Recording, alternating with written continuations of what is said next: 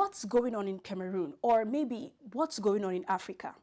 Now, so at least 4 people have been killed in Cameroon during protests challenging President Paul Biya's 43 years in power and his bid for re-election. Now, but it's not just Cameroon. In Madagascar last September, young people first came out to protest power and water cut, and then it grew into a demand for a complete change in the political system.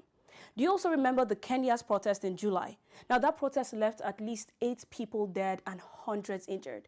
It was mostly Gen Zs leading the charge, chanting Ruto must go and demanding accountability and real form of reform from their president, William Ruto's government. Now, here in Nigeria, we've also seen our share of protests.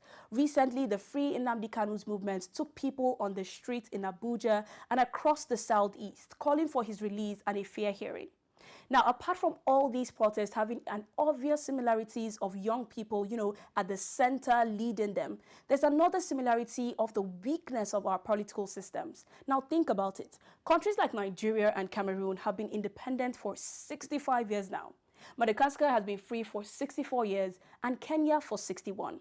But the same issues that were being talked about decades ago, like, poor government, corruption, lack of basic amenities, rising debt, and so on, are still the same issues today. Now, it's like history is repeating itself again.